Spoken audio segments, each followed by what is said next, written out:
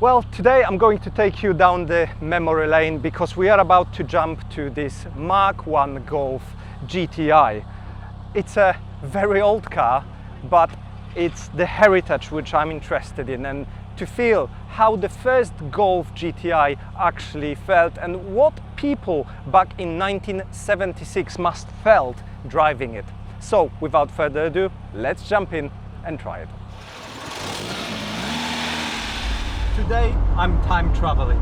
We're going back to 1976 when Volkswagen showed the world what the hot hatch is. They introduced this beautiful looking Mark I GTI, which everyone loved and still loves today. But I didn't have a chance to try this car ever. And being so old, it actually predates me as well.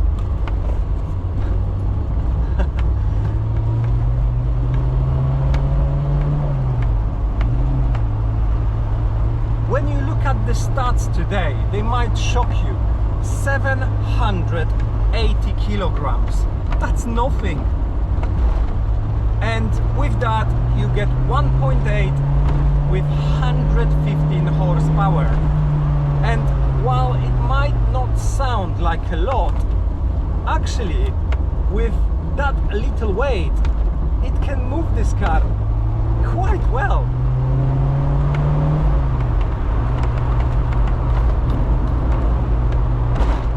It feels very soft in the corners. You have to get a feel of this car before you can start driving it quicker.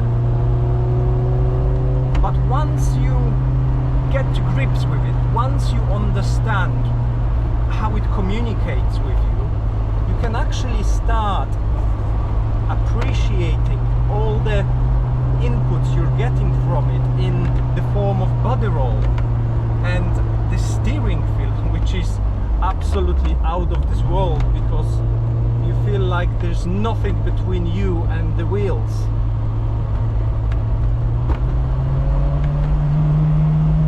Brakes,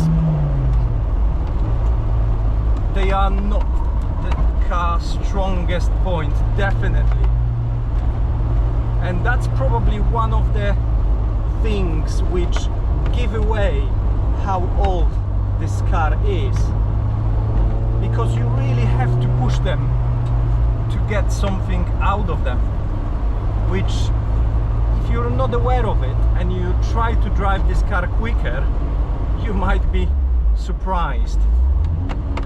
The pedal placement, I would say it's not that great. The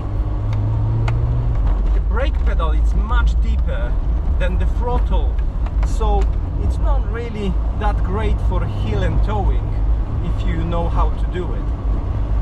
The engine feels like it's happy at higher revs, so you have to keep it at least 3000 RPMs to actually get somewhere.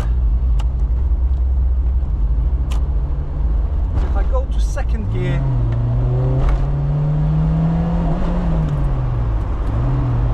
the car isn't really happy and it chokes a bit around 5000 RPMs, so that's definitely something which needs to be looked at and something this car shouldn't be doing, especially when it was new. The car is a part of VW's heritage fleet, so it's well looked after. It looks beautiful, it looks almost new, it feels almost new. All the kind of materials are so good. The leather steering wheel feels so great as well. It's thin, and thanks to that as well, it communicates well with you when you're driving it. Obviously you don't get any adjustment in it, which makes finding great position for driving a bit more tricky, especially for someone who's not standard size. Oh, there is so much weighting in the steering in the corners. You really have to work it, you have to put some power into it to shift the car.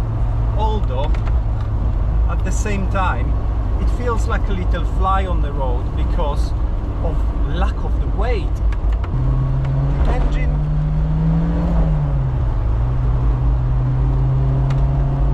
yeah, at about 4,000 RPMs the car starting to feel alive. But before you get to the corner you have to make sure you slow down, as otherwise you might be surprised and you might find yourself in a tricky situation. But once you understand it, once you know what you can do, it actually lets you play with it so well.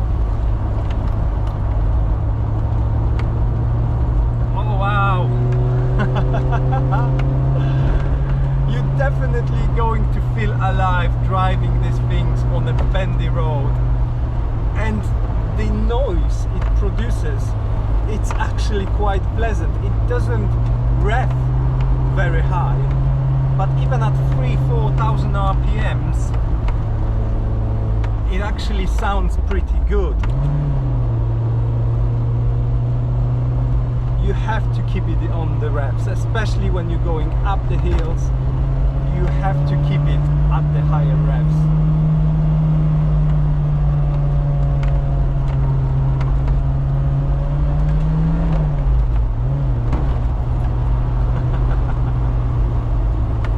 It's funny because at first you feel like you can't drive it that fast, but actually looking at the speedo, I'm doing more miles than I thought I did.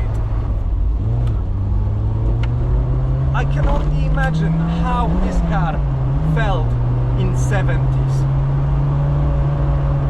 And it's so surprisingly fast actually. I didn't realize how fast I'm driving until I looked at the speedo. Unless it's lying, this car is actually quick, but it doesn't feel as quick as it really is, which is weird because in the older cars it's usually the opposite. It's usually you drive slow but they feel fast. In this one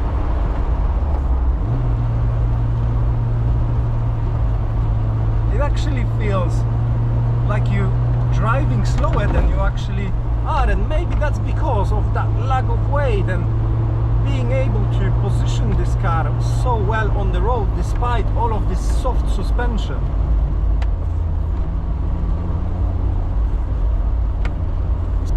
So how does it feel for someone who was born after this car was released? It's definitely an experience. It's not going down the memory lane because my memory doesn't go back that far. So I think to me this is an era of the cars where I never had huge interest in because I thought they predate me. But as an experience, and for someone who maybe experienced this car in the past, oh dear, I mean that must bring some memories. It's really so fun to drive. You could take it for a Sunday morning drive to Yorkshire Dales or somewhere where you love to drive, and I bet you would be laughing all the way. You really have to work the gears, you really have to work the steering, but it's so rewarding if you're getting it right. Honestly. And even the cornering feels so good, so good. You definitely won't get that from today's cars. They will be quicker, much quicker. But will they be so fun to drive? I don't know. Probably for young people they will be, because they would feel so out of place in a vehicle like this one. Me, with age, I'm starting to appreciate what people felt in the cars before I even had driving license. Because this car, despite being so old, feels absolutely fantastic. and I would be happy to maybe not own it, but to have access to it and to take it for a drive whenever I want, just to have some fun and feel all of this driving drama. It's a very unique experience. You can hear tires squeaking in the corners if you're a bit too fast. But yeah, what an experience. The cabin, the seats feel brilliant. They must be made by Recaro, designed by Recaro, because they actually hold me really well. I mean, you get a lot of sporty cars which will not hold you so well like these seats. The gearbox, that is a bit loose, and obviously you have to really move it to get it into gear. So it's not as precise as the new cars, but you know what, it's part of the fun. It's all so old, and I can't believe that it also feels so good at the same time. So let me know what you feel. Have you ever had a chance to drive something as old and as fun as Mark I GTI? Or maybe there are other cars you think I should try which would give me as much fun as this? Well, leave a comment. For now, thank you for watching. I hope you enjoyed this video, and make sure you see the rest of the series because I'm going to be driving quite a few of GTIs today. For now, thank you for watching. Goodbye. Do widzenia.